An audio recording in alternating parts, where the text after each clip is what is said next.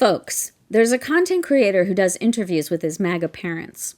His page is called The Necessary Conversation. The content is really hard to watch because his parents are really awful people. Objectively, just horrible, hateful, small-minded, ignorant, racist, bigoted, stupid, judgmental, stubborn, cruel people. Once you get the point, there's really not a lot of value in watching it because there's not a lot of imagination in how hateful these people are. So you can probably get the gist of their hatefulness pretty quick without having to follow it through every scenario and talk about every single situation in which they relish other people being harmed. But it's heartbreaking because the interviewer is decidedly not like them, and yet he came from them. And by virtue of that being so, I'd venture a guess that he rarely got his needs met. And every time he says something reasonable, and they say something assholish, it's a heartbreaking reminder of how some people grow up with shit for parents. And at the same time, it's an example of how growing up with shit for parents doesn't mean you're always destined to grow up to be shitty like them. I would guess that the mass majority of people who grew up with parents like his would end up just as hateful and just as bereft of empathy, if not more so. But not this guy. So I can't help but wonder, where did he make that leap?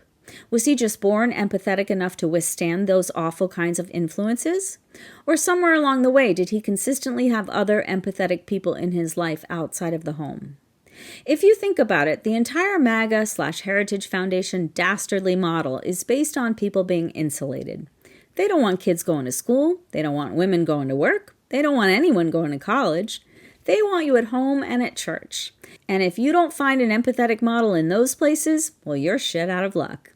And who sets the tone in those places? It's a patriarch monopoly. Generally, if dad's a dick, you're screwed, because generally the Christian God is a dick. So if dad's a dick too, well, sorry. So we've had so many people grow up in insulated dick worlds only to carry it forward, because they've had no alternative role models. And that's a large part of why MAGA can't and won't see the error of their assholery. Because if they admit to it, then they have to admit their parents were assholes. And that's really hard for most people to do. Honestly, if you watch the content I'm speaking of, you'd find it gut-wrenching. Because the parents are just as awful to their son as they are to all the boogeyman targets that Fox News has taught them to hate.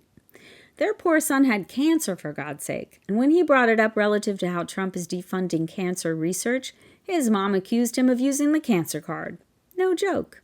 In defense of Orangina, she belittled his cancer. Awful, huh? Even scarier because this woman was a teacher. And what's saddest to me is that even though these people are the content creators' parents, at times it looks like they derive real pleasure from trying to own their lib son, regardless of what they're saying. They want to whack the woke, even if it means whacking their own. And if that doesn't give you a picture of just how messed up MAGA can be, then I don't know what will.